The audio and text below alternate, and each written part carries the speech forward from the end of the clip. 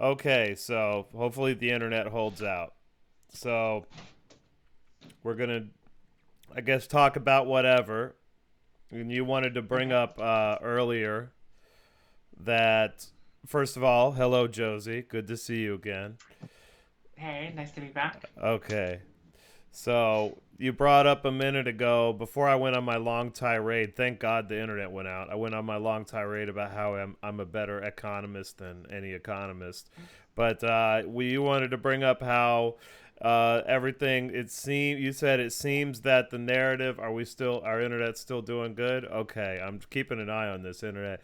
It seems that the Okay. narratives are changing on the The Ukraine home front, situation. maybe.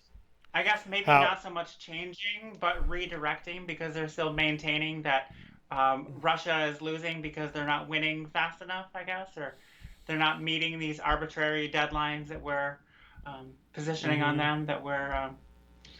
So Arbitrary yeah, is the the right narrative way to I'm put it. hearing now, the conversation is all like, domestic, like Roe v. Wade and, Well, philosophical arguments, straw man arguments.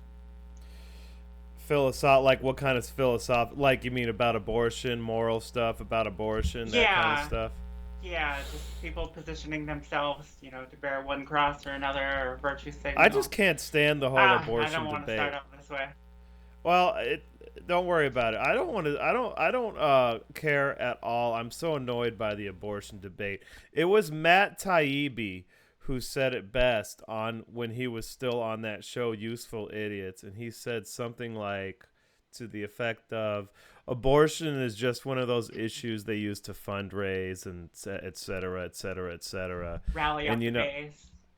yeah, it's just a way to get riled up, but they could fund. The main thing for the politicians that they're concerned about is fundraising.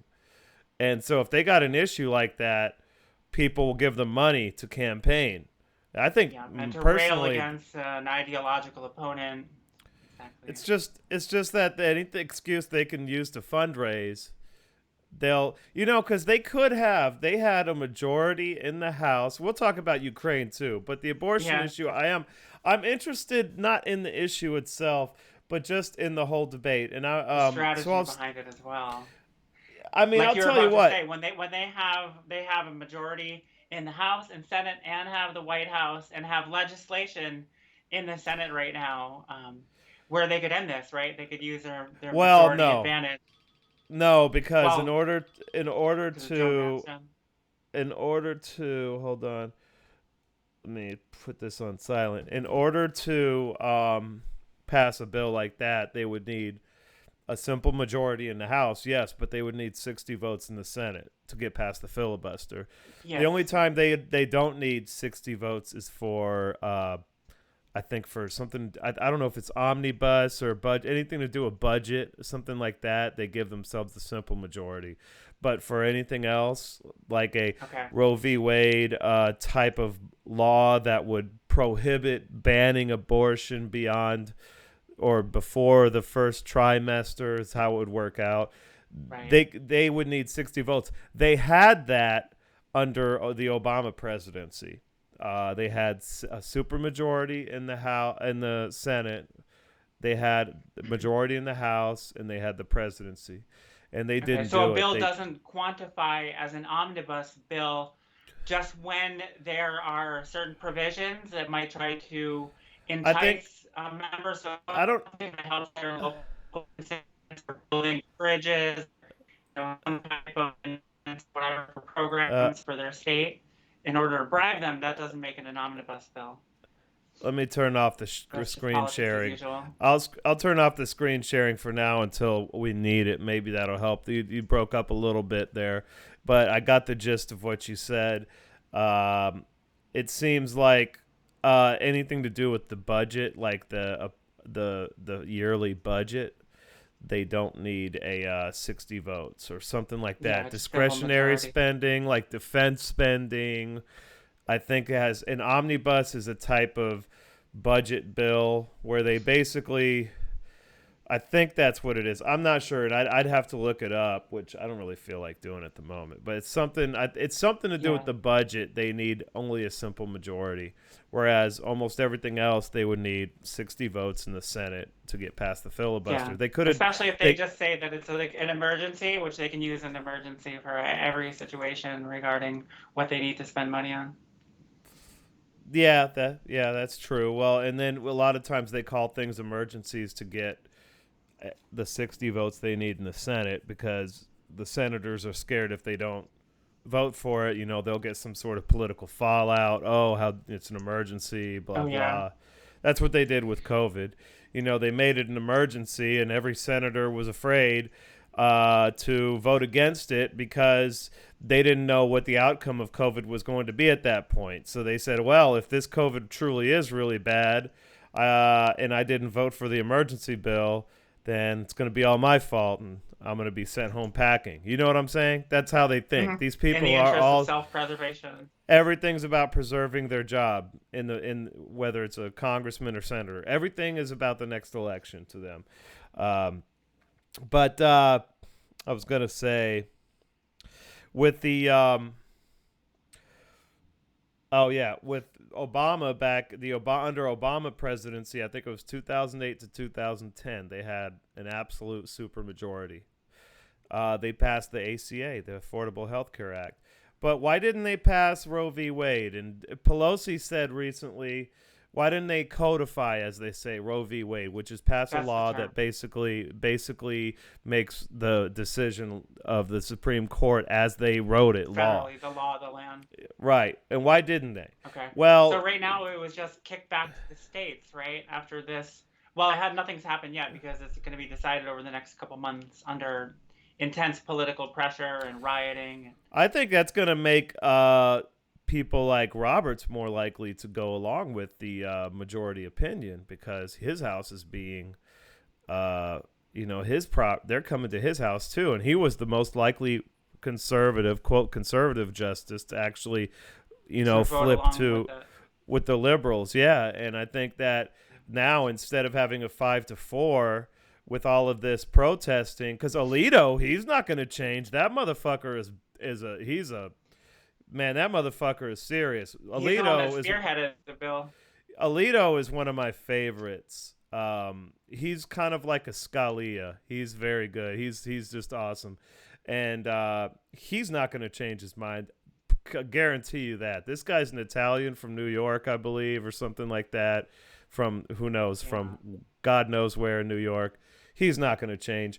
Kavanaugh's the one they got to worry about because he's a little, he's a little punk in my opinion. So yeah, you might be swayed. I think he might be the one that could flip. Barrett, I don't think she'll flip because she's a super Catholic. She really is against abortion. That's why they picked her. So Amy Coney Barrett, even though she doesn't care about election integrity and, she doesn't care about that so much, and she's fine with the government forcing injections on people. But as far as abortion, that's where she draws the line, I think. So I think the only one that'll flip I'm worried about is Kavanaugh, and I think Roberts is more likely to flip towards the conservative side. So that's how I think Thomas that can play out. conservative side as well. Thomas is very conservative, but he's also a tough cookie. They're not going to scare him with some protest. They've been going after him for months now because his wife said something about January 6th or something. So they've been going after Thomas. It was something about election fraud or January 6th. Something to do with that, and they've been going after him. But as far as why, my question was. I want to kind of get into something. If you're go ahead. Go. Oh, okay. So, shit. What was I gonna say? As far I'm trying to get into where the double standards are. So you brought up January 6th.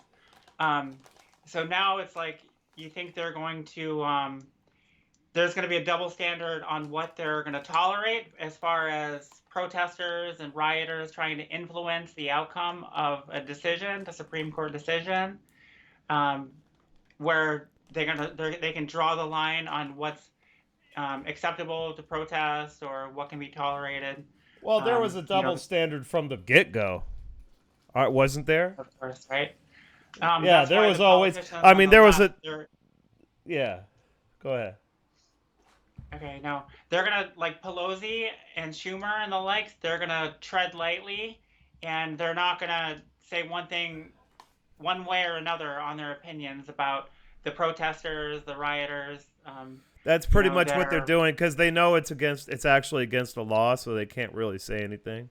Because but they there's a can't go fed. against their tribe either. In the same sense Yeah, that they're they know just they'll gonna be say nothing crucified. because there's a federal law against exactly what they're doing, so they can't say go do that because then Hmm. they're uh, telling people to go break a federal law, so they can't do that.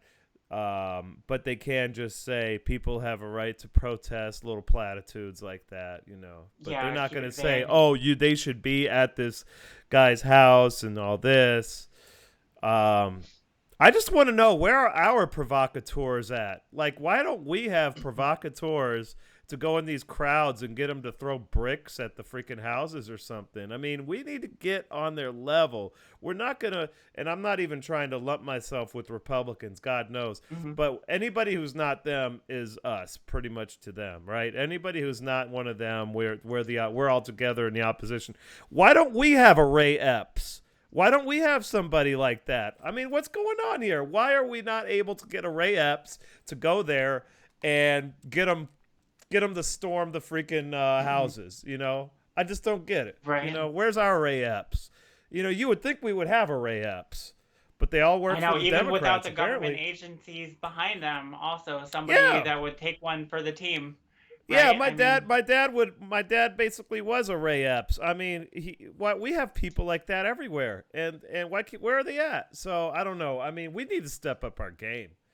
We really do mhm. because this is I don't know. That's how I've been thinking. Like, you know, like this whole play nice thing. Yeah, Uh, it's not gonna really do us any favors. We're just gonna get the boot. You know, we're just gonna get a boot on our face for that for playing right. nice. And I then mean, there's wouldn't something wouldn't that about involve? Wouldn't you have to create institutional power as well, though? Because yeah, it notice helps to that on have those movements, there's always, the bigger well corporations backing these movements, the that and NGOs, Ray Epps had financiers. Ray Epps had thousands of at least like quite a few FBI informants were there in Yeah. January 6th, Because these and they government had the backing agencies of and, the and federal bureaus, you have but to have money to entice them in I some don't know. type of relationship, some, I institutional class, investor class behind these movements. I Otherwise, think there's I'm no pushing. incentive. Look, I'm pushing the limit here by saying this. I know I am, but Yeah, yeah. we need a Ray it's Epps. it's all hyperbole. Yeah, we need a Ray Epps to do Ray Epps things, and that's all. Where's our Ray Epps? Send him into one of these crowds and let him Yeah. do Ray Epps things, and then we can have a mob of crazy liberal women, sexually deprived liberal women, running rampant through some justice's house. That would be the Right. But funniest let's shit see how ever. far they'll go to defend these actions. It might surprise you. They will go to great lengths to defend these type of actions, I know because they there's would. They would defend inequality it under too. the law. I mean, it's I don't Oh know. man. It would almost be comical, because I don't know But if they have limits. It's just as far as they can be pushed at any time. so Pelosi's excuse for why they didn't codify Roe v. Wade under Obama was that at the time there were too many conservative Democrats, right? But you're not going to tell me that they couldn't have flipped those guys to codify at least a first trimester restriction on abortion. I mean, a codification, just like Roe v. Wade was codified, which is first try. Actually, Roe v. Wade had. It was funny the way. What the thing Three about Roe parts, v. right? What's that? Three parts were the first trimester. Well, The the thing parents about and the Roe v. doctors have Wade, the right. Second trimester, the Roe v. governments, Wade local create. state. Oh no, let me finish. States can Okay, they can determine their own regulations. In the third trimester, the baby's rights take precedent. That was my way of understanding Roe v. something Wade like as that. the But national.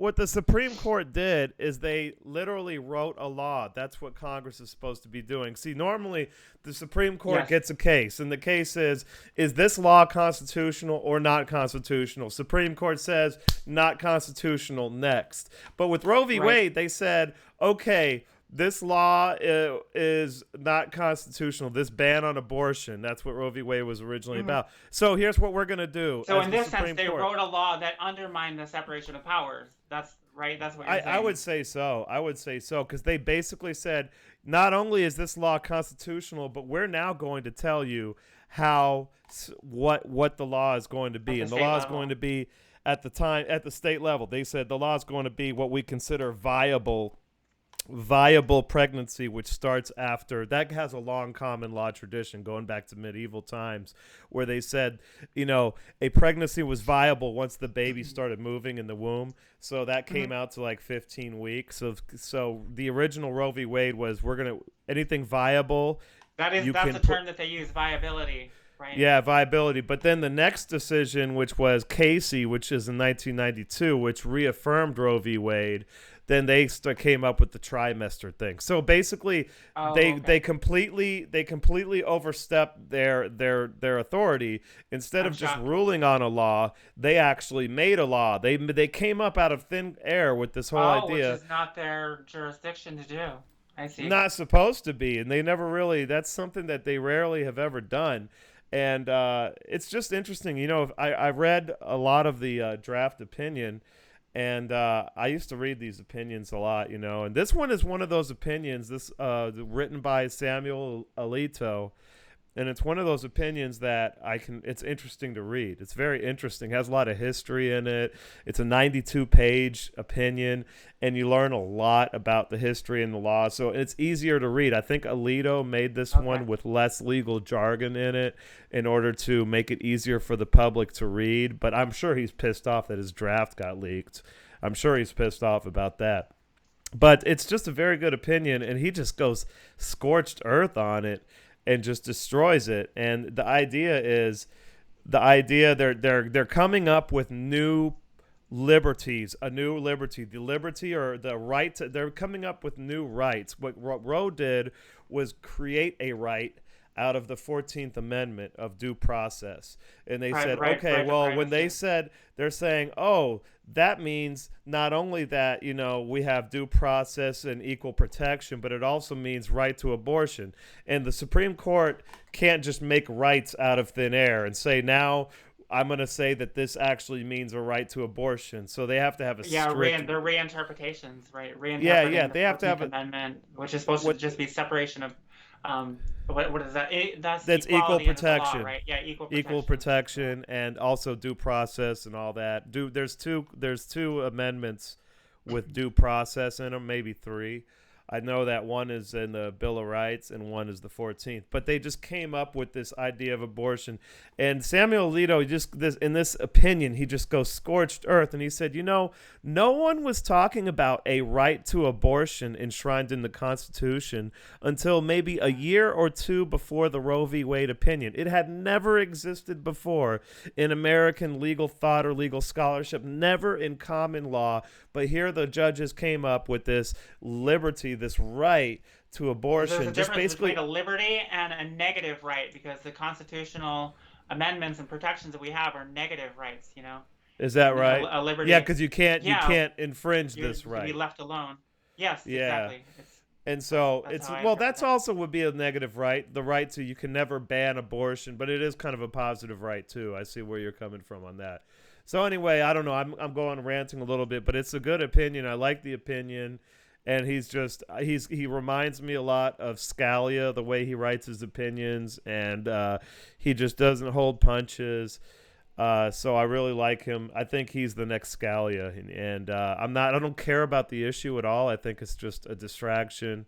As you probably do as well. I don't know, but I think it's just a fucking distraction. And like I said earlier, like in Matt Taibbi's words, it's always been a fundraising tool, and maybe that's why it wasn't taken care of back in 2008, 2009, 2010. Right. Because they said, hey, go ahead. Just how federal agencies will leave investigations open and leave things open for Mm-hmm. more advancement, for future endeavors, and Mm-hmm. it's just never-ending bureaucracy behind things, open to Yeah. interpretation, to elaborate on down the Yeah. road for power grabs. Like you I said, think now they're so. trying to use that interpretation to expand upon Because, and Nancy Pelosi said they didn't have the votes back then. But are you telling me that if Obama wanted a conservative Democrat to vote for this bill that would have codified Roe v. Wade, I'm sure they would have had to make concessions and be like, okay, only first trimester and, right? that. But you're telling me that back in 2008, 2009, when Obama was fucking God in the party and anybody who opposed him in either party Was was diffused to tarred and feathered competition. as a racist, and you're telling me Yeah. that a conservative Democrat, whoever it may have been, I forget who, I think Murtha was still there at the time. You're telling me that they wouldn't have fucking bent the knee to Obama? No way. So you're telling me they couldn't have taken care of that back then? I highly doubt it. That's just my personal opinion. So I think they might have It's left it always on the open. table. Hmm. It's always on the table for when it's politically expedient to rehash. Mm-hmm. Exactly, when they need it. So I think that they could have easily have passed it then, and they chose not to. And they were probably focused on health care, and maybe they used all their political capital on health care. So they chose the health care over the. I don't know if that maybe that's more of a. I don't know about my own idea there, but I Right. think that they could have definitely twisted some arms and got some sort of Roe v. Wade codification out, and they chose not to do it. And I think it's exactly because they needed that issue to stay alive, and so did the Republicans, I'm Sure. sure. Yeah, they Well, the needed something to Republicans would have rail had an against. issue. The Republicans wouldn't have cared because then they would have had an issue. Oh, we have to overturn this law now, so it would have been fine for the Republicans. But the Democrats, it would have taken a lot of steam out of the women's rights movement. The massive women's march they had in 2017. Things like that wouldn't have had so much Yeah. participation. So I That's don't one know thing what I else. wish the left would redirect some of its energy towards being anti-war and not Right. just wanting to feel good about something because like abortion is an issue where politicians can promise something vague and ambiguous without really having to give anything or sacrifice anything to give to the American people or to really do Yeah. a whole lot of work. Like you said, they can use platitudes, they can be very hyperbolic, they can blame opponents, but um, they're not using their positions in office to like really try to make some kind of change. They just want people fighting to, so they can have power, so they can keep the keys to the castle. Obama killed the anti-war movement in the left. You know that. Excuse me. I know. Who do they even have? Who do they have? There Rashida was an Tlaib and Obama was the anti-war Ilhan president. Omar. That's their anti-war She, presence she's because they are maybe um, Israel and they're no, pro-Palestinian. That's their no anti-war movement right there. with Yeah. with Ilhan Omar. When it comes to, I don't think she really gives a fuck about Ukraine because she's racist. Let's just face it. The woman's racist. Two white countries killing each other. She probably likes that. But whenever it has to do with the Middle East, she's on point. I have to say that's Right. like the Yeah. only thing she's on point on. But I think with Russia and Ukraine, I haven't seen her say much, and I think she probably secretly likes it, honestly, Yeah, because she and that's obviously. just another example of how the squad will not use their power to demand a Oh floor no, vote on anything. Like Jimmy Dore is always going to be quick to tell you, you yeah. know, Well, they'll I say said one it. thing, they try to pretend to represent a populist left, but they don't I do said anything it that will years benefit ago. America. I could just look at this girl, this young woman, AOC, when she first got elected, and I said, she's going to toe the line. I mean, she came out in a $10,000 suit right after being elected, and I said, oh, she's already sold out. And one of my friends, the one that has ALS that I tell you about, which disturbs Hmm. me, he came up to me in 2017. He's like, "Oh my God, that girl's gonna bring socialism to the United So, States." And I said, "Get out of here. She's, no, she's she's a she's sheep wearing herder. she's wearing $10,000 suits. She's going to do exactly what Nancy Pelosi says. She's in way over her head. If she had principles, they won't withstand the political pressure and the social pressure they're going to come under. She's a Yeah. weak-willed individual, spoiled little brat from Yonkers or somewhere up north of. Her daddy was an architect. Okay, she probably doesn't even know Spanish. How much you want to bet she's one of these Hispanic girls that doesn't know that I know more Her, Spanish than? her Because abuelo never I've taught her. met a few of those in my life, and they don't like it when a gringo speaks Spanish, more Spanish than they could speak. They really don't like that. But she's one of those. She she's such complete narcissist. But yeah, I'm with you on that. I was saying that years ago, even before Jimmy Dore was saying it, to be honest. I said, this girl, Yeah. she's going to get, if she doesn't go along, I said to one person, they called me a racist for this. I said, if she doesn't do exactly what Nancy Pelosi says, she's going to be shredded like the pollo en your arroz, which means the chicken in your rice. Because Shredded. arroz con pollo is shredded chicken and rice. So, Mhm. and they called me a racist. You're a racist. You're a racist. So I cursed them out in Spanish. Moved on. I was on Twitter, but yeah. So they have no. Obama killed the anti-war movement. He killed it. He was the anti-war candidate, and then he became the pro-war candidate. And the Democrat base, when they have a demagogue, they're not gonna let go. So they said, well, I guess we're a pro-war now. And That's yeah, what they do. the establishment, the neocons are more aligned with the establishment left, the Oh yeah, centrists. So at oh least, yeah. the That Republican Party is kind of trash too, but at least I think there were 10 populists, 10 America First candidates in Congress that opposed the Lend-Lease bill, to give yeah 40 billion to Ukraine. yeah. That is no. That's not the Lend Lease bill. That's an aid package. The Lend Lease bill is open ended. It's as much money as they can fucking launder through there. They're gonna put through there. The 40 Yeah. million billion-dollar bill. I heard, but yeah, they were opposed that. So like people like Marjorie Taylor Greene opposed that. The Boebert girl, Laura Yeah, Madison Boebert, Crawford, yeah, those Boebert, and people, yeah, and then JD Matt Vance, he Gaetz, of looks course. exciting. JD Vance. He looks exciting, yeah. But most of them are We trash, could probably come up with all unfortunately. 10. 10 Yeah, congressmen, 15 congressmen ain't gonna change shit. We need no.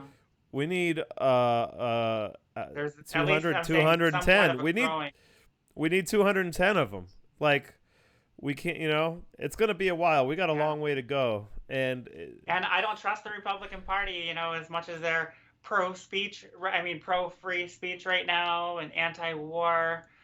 Look how quickly they can just jump in lockstep, to be unified under yeah. something like Roe v. Wade also as well. Like, when Well, they it's feel like like their moral high ground is compromised or challenged, they can quickly go, to the moral right, the Christian right again, and just kind of undermine a lot of progress.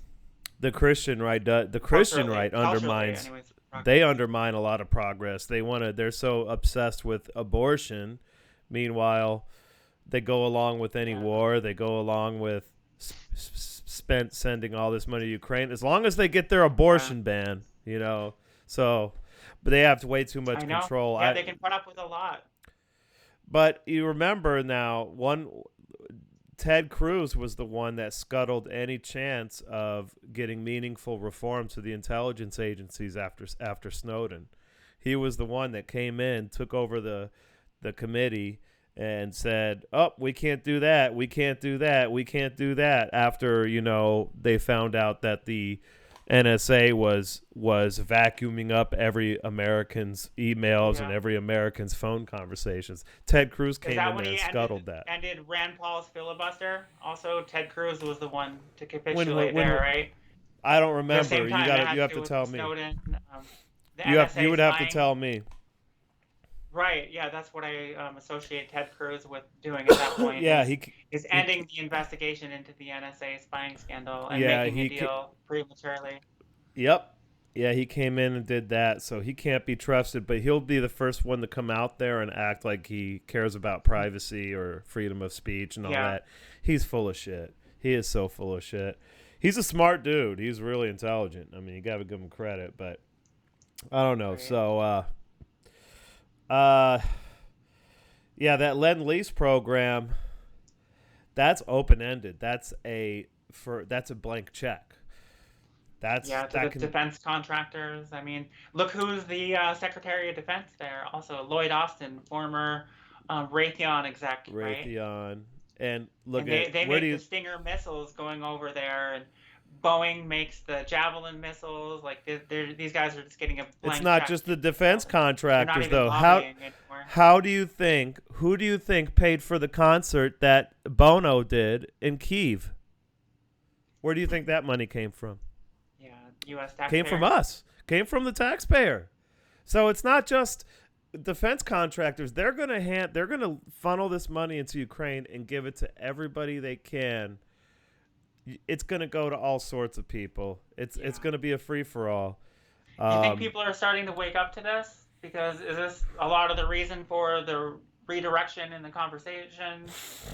Like, it's uh, not going the way. well, they took the opportunity. It was a it's a crazy thing to do to leak a Supreme Court opinion, and that's what the distraction was the the Dobbs. It's Dobbs versus Jackson's Women's Health Center is the name of the case. So that was the distraction. It's never been done before. There's never been a leak of a draft opinion. It's probably highly illegal, if not a fireable offense. Definitely a fireable offense. It destroys the legitimacy of the Supreme Court, which makes me happy. Um, it was something that was happening, so I don't know if they could have planned it in so much Yeah, as, okay, they have the case, they're doing the case, one of the clerks sees the draft opinion, says, oh shit, grabs a freaking copy of it, and they probably all have copies of the draft opinion, and says, I got to do something because I'm a whammon and I have to protect whammon.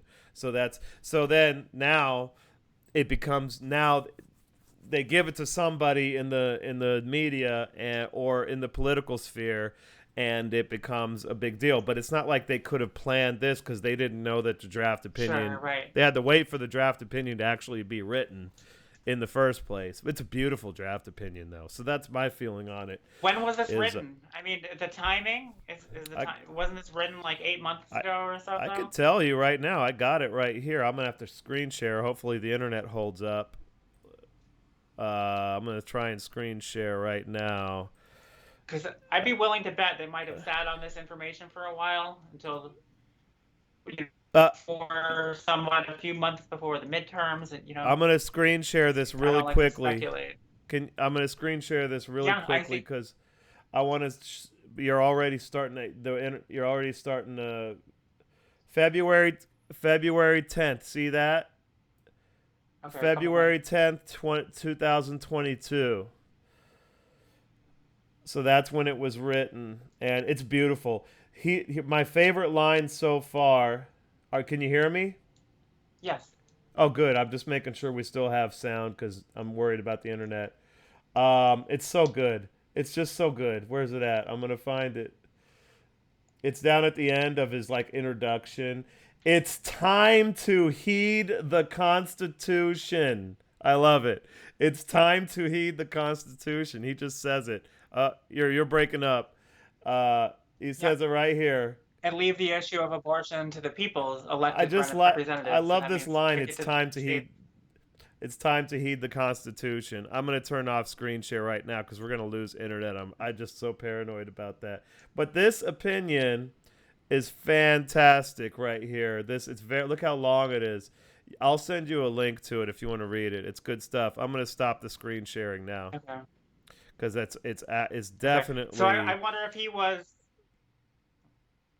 Go ahead. Okay. Um, I wonder if he foresaw anything coming, like using these interpretations of the 14th Amendment, like we were talking about, to expand upon.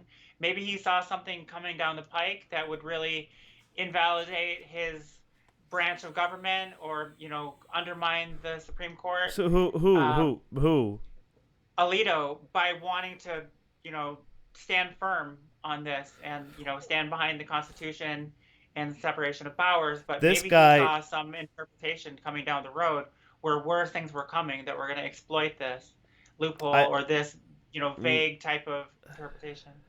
the Alito, because I've listened to some of his oral arguments. This guy just says things straight up. He doesn't hold back. That's how he is. So I think it's nothing other than he believes what he believes. He knows how to argue points better than almost anybody, and he just lets him have it. I think, Yeah. he's probably been waiting for a good. Yeah, it's true. What This they do the is opportune with. time I'm wondering about Well, why is now the opportune time? they wait for a good case, and they won't. It's like if they get a case Oh, for right. abortion and they're like, I don't like this Dobbs v. case. Jackson, like you're saying now. Sorry, I This didn't mean one's to interrupt. Dobbs v. Jackson's Women's Health Center. So Dobbs v. Jackson, but it's not two people. It's Dobbs. What is it?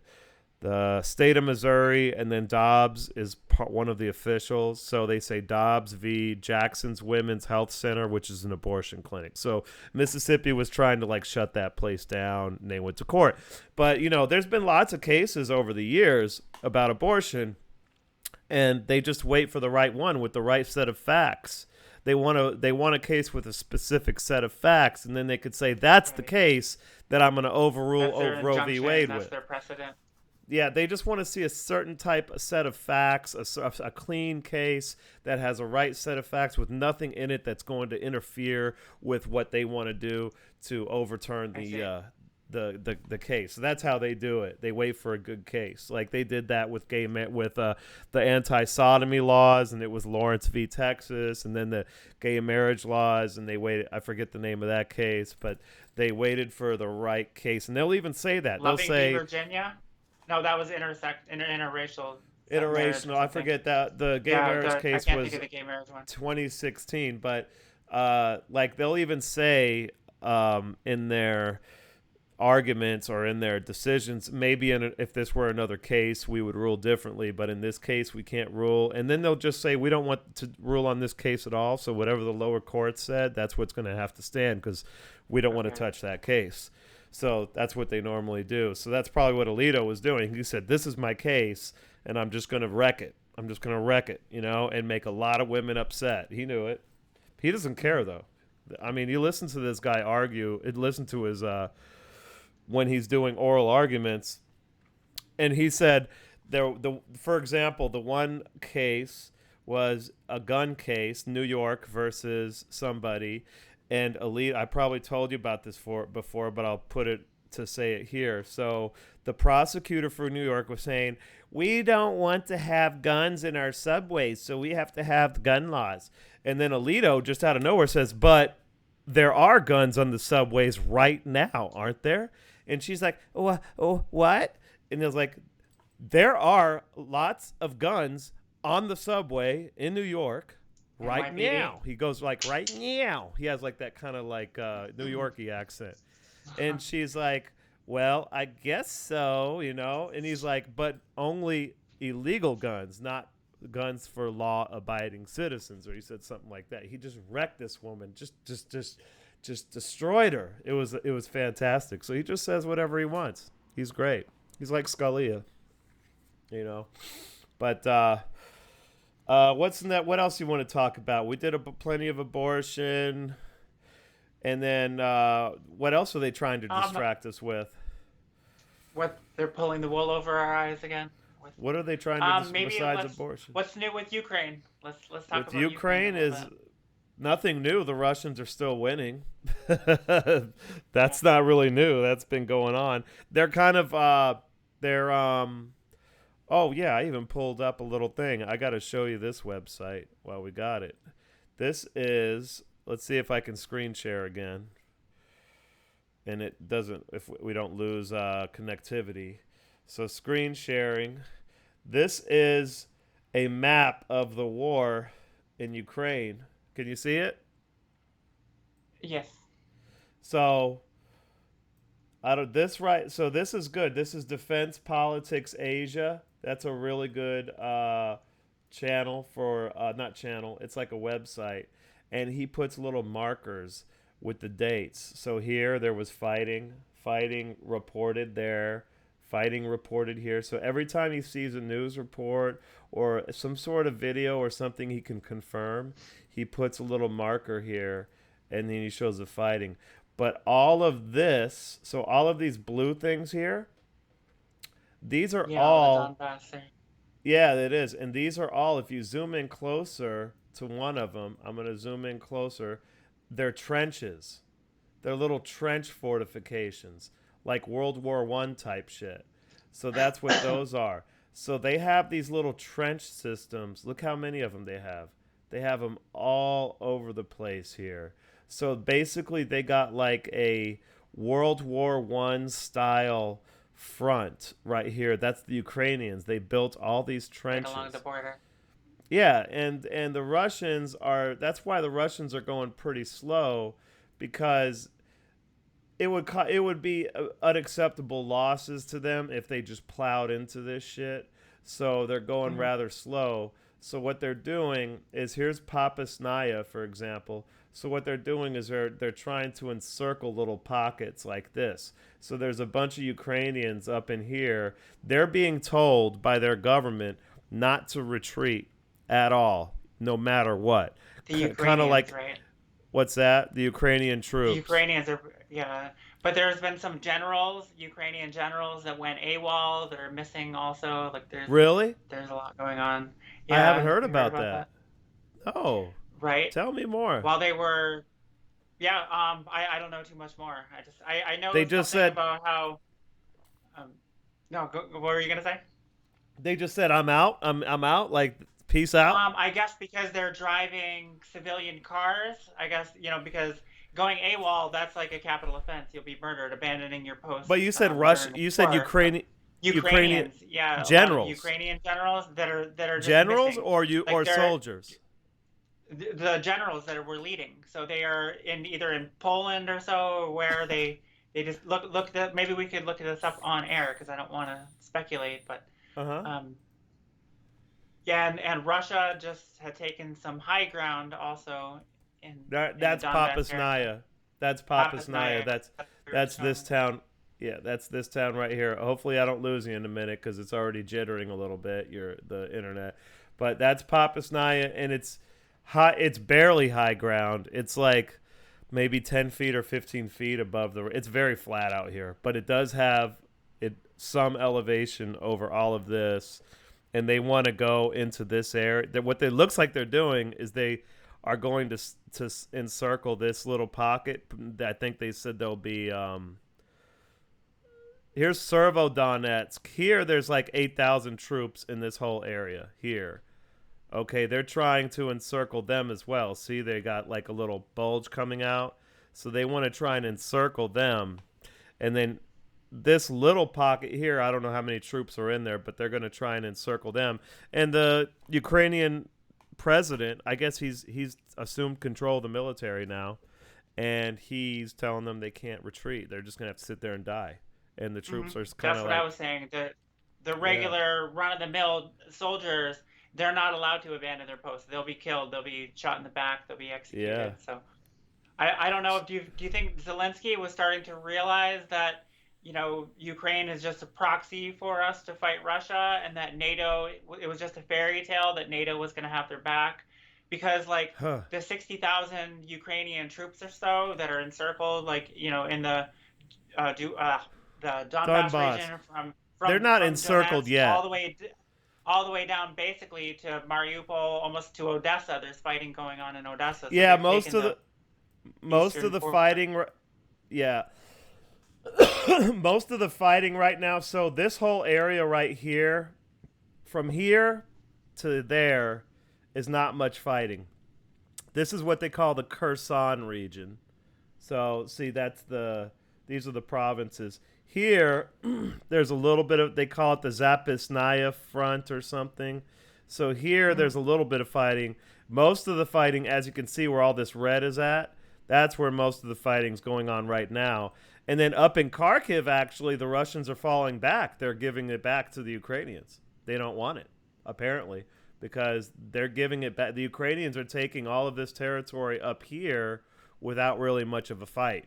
So the Russians are retreating back. This is Russia right here.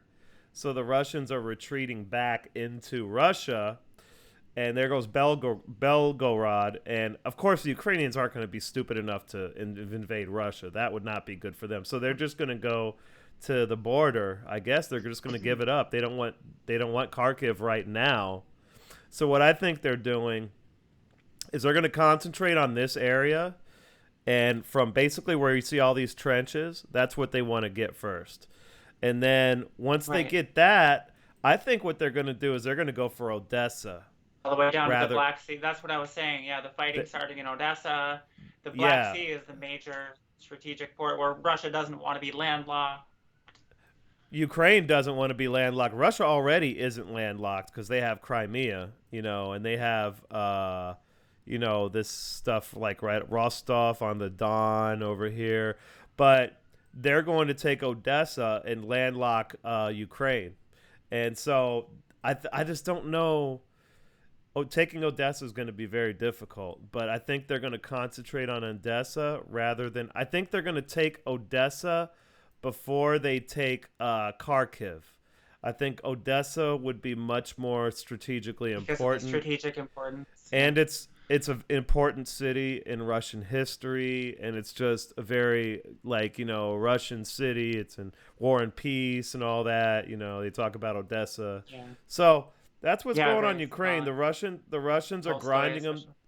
Yep, the Russians are grinding them down. Here's another little bulge they made right here. You see, they're making these little bulges, and they want to just encircle them, but it's hard because you have all of these trenches. Now, the thing about trenches, like here goes another trench system. I think if we can see it, is that a trench? Yeah, see right here? These are trenches. Trenches aren't really good though because if you have good artillery, you can shoot into the trench if you have accurate artillery. And the Russians have accurate artillery with drones. They can bring a drone up here to spot, and then they can just drop artillery in the trench. So trenches aren't good in modern warfare. All they're going to do is slow down the Russians a little bit. They're not going to be enough to stop the Russians from taking it. And the Russians are going very slowly, very methodically, just bombarding them with 10,000 artillery shells, and then coming in and taking what they want to take. And there's going to be no way to stop them. And so, you know, Yeah. there's Draghi, the prime minister of Italy, is complaining. He wants peace. He wants a peace deal. So the Europeans are starting to worry about their Yeah. political futures and saying, well, if we let this go much longer and the economy goes to shit, we're going to lose our jobs. And the German elections aren't going well for Olaf Scholz Something party. interesting just happened yesterday with Germany as well. The Ukrainian oil reserves, there was a major oil reserve, through Gazprom that cut off access to Germany, to Europe Yeah, the also Ukrainians yesterday. are stealing the gas that's supposed to go to Wait, what? Germany. And the Ukrainians just think that they can get Is away that with that's it. what was happening? Yeah, they said, Yeah. "Why are we sending this to Europe?" The Ukrainians are like, "We need this more than Europe, so we're just going to take it, and since we're the heroes and everybody loves us, they won't be able to say anything." That's what it comes Yeah. down to. I mean, I So, have a lot of respect for Ukrainians fighting for their homeland, and I mean, it's a war. yeah. Another thing I wanted to bring up because I don't want people to just think we're shilling for Russia or anything. I guess now it's indisputable that before the Russian invasion, Ukraine, the Zelensky regime, they had prepared 100,000 troops, and they were already shelling in the east. They were already Yes. planning on invading the Donbass region. So it wasn't just like a preemptive strike from Russia to invade, but Mm. this was actually already an Well, operation undergoing that was already in the motion that Ukraine was going to try to push out the Russian separatists and invade yeah. this area of the Donbass and kick them out. So this is I don't now know who the indisputable source is that because the for that Western though. media aren't talking about this.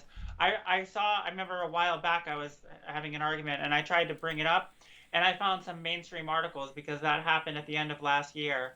Victoria Nuland had talked about this, the Undersecretary of State, and Zelensky had made a speech about this, what they had planned on.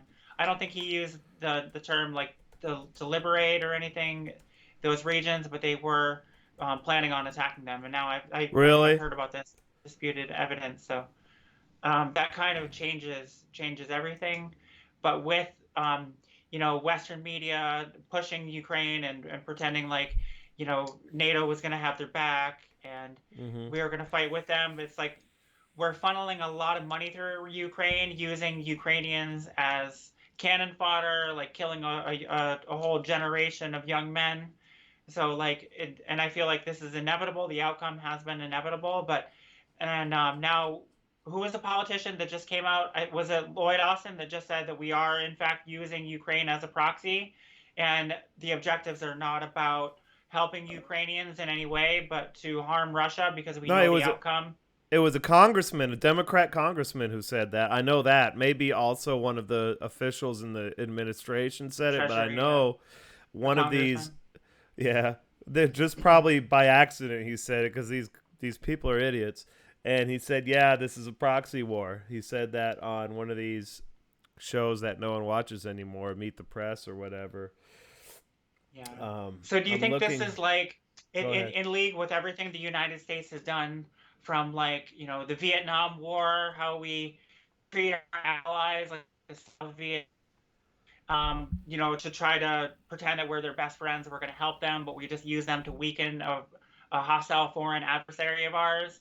Say that And, again because you broke up a little bit. oh, Ask me. okay. I'm saying like, the way the United States would use a proxy to fight a foreign adversary, like we did with the South Vietnamese, with the South Koreans, with Afghanistan. It's the same type of military operation where we Yeah. create destabilization in the world, bringing the world down, rather than Yeah. try to become an independent superpower through trade and competition by making our own selves solvent and boost our GDP and production to have a good economy. But it seems like we're bringing the world down. We want to operate as a security state to you know everything It we talk about. It just seems just like because the military industrial complex runs everything is what it really comes down to. That's why we do all that, and the yeah, politicians are always going to favor the military industrial complex. And then you maintaining have dollar hegemony.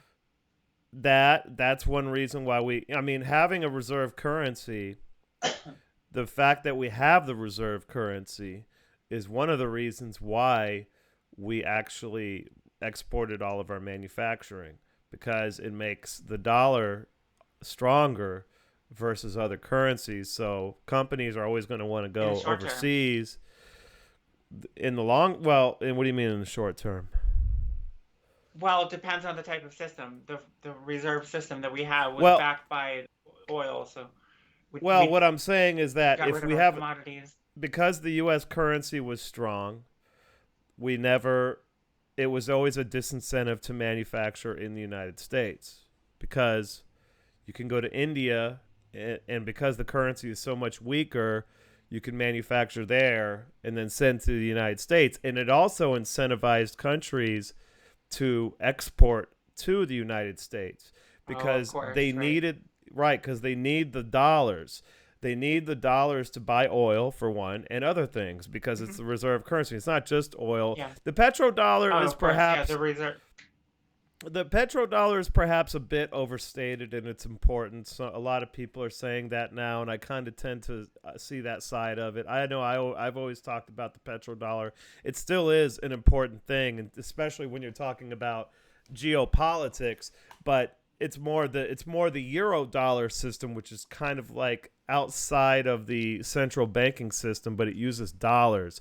But because the dollar is so strong, countries want to manufacture things and send them to us so that we pay them the dollars that they then need to go buy things like oil, Yeah. natural gas, and all that. So it gives us an incentive not to manufacture. It gives everybody else an Oh, I see. incentive to manufacture. So the fact that, and then on top of And that that, props up our dollar. yeah, on top of that, there's things like all the regulations, environmental like the carbon regulations that they have, not really in the U.S. but in Europe. So you're disincentivizing people from manufacturing or using emitting carbon in Europe because it's supposed to So save it the doesn't world happen from in their global warming. backyard. But yeah, they're just going to go to China and release the same amount, if not more, carbon dioxide into the atmosphere. Yeah. It's So this is done by pointless. structure, like you're saying, in order Yeah. to have incentivize other countries to want to trade with us, so they get dollars they can trade on They the need forex markets to, Yeah. Well, they need the buy their own dollars. commodities. They need the dollars to buy oil for one. Well, they did for the longest time. Now maybe not for much longer, and not just Yeah. oil. There's a whole market of credit. Oh That's yes. the euro dollar market is the credit market that there's a whole credit market like a debt market where people buy bonds in dollars. They're called dollar denominated bonds. And there's the euro dollar market, which is similar, and all that is based around the dollar. So it makes the dollar really strong. But it's also the fact that we have I don't even remember what the original question was. Oh, why are we do it's also because of the military industrial complex that starts in World War II, really, with the War Mhm. Council of FDR, and it goes even further back a little bit. But really, the War Council, Franklin Delano Roosevelt put together, because he was very business friendly. Actually, he actually got into some hot water because he let businesses and industry leaders write the NRA, which was a sort of industry regulatory act that eventually got struck down as unconstitutional. So the reason that happened, the reason it got struck down is because FDR just let all of the CEOs come in and write the laws, and the laws were fucking shit because he just let the CEOs write the laws. But he also created the war board, or the military board, and that was a bunch of weapons companies. And basically, they wrote national policy for FDR. So FDR just let them write the national policy. So that's when you start to see really the military Blank industrial checks. complex get really powerful. That's when they started to get really powerful in our foreign policy, was with the I forget what it was called, but it was some board that FDR created, and that gave the weapons companies the political power now to run American foreign policy for the Right, rest which of became our perpetual yeah. war after that in conflict. Right, perpetual war for other people, though. And that's, see, the thing is the point is you want to start wars elsewhere. You don't want, first of all, you Because don't want you. Americans generally are against war, but if it's going to be, some other proxy conflict where other nations are hurt, we're weakening other nations, they Yeah, tend to go along with that, especially when the yes. media can sell the propaganda. Like if people are generally against war, the I media will don't, sell every, I, they've sold I, every war I don't, since I don't, Vietnam. I don't buy that the media is tricking them. I think Americans really just don't give a shit if, people in other countries Yeah. die. I They don't want buy to it. feel good about things, but if someone can give them a half-ass justification for the most Yeah, part, and people can stand behind this and feel good about supporting some initiative yeah. where they think, you know, morally they're on the right side, and I want to know. You're breaking up a little bit there, but I got to get you back on my screen. Anyway, go ahead. You were saying what? About people that want to feel good about, taking up some They just cause or need a some little initiative, but they don't want half-ass.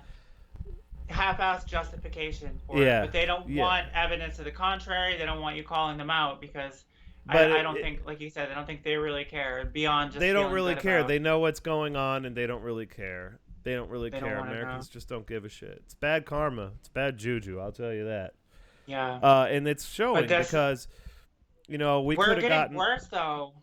I mean, look Yeah, how we're get. people will collectively try to punish any opponents. They project this American culture war, these tropes on other leaders that they put, these dichotomies. Like, if you're an opponent, then we're going to ascribe all this that we put on our opponents right onto you. We're going to attack you and try to collectively punish and shut you down, or at the expense of civilian populations. Just Yeah, it's but the thing is it's bad karma, and we're already seeing the effects of that because when the United States started this whole sanctions war, basically 80% of the world said fuck off United States. If I show this map on my videos all the time of the actual countries that actually did sanctions.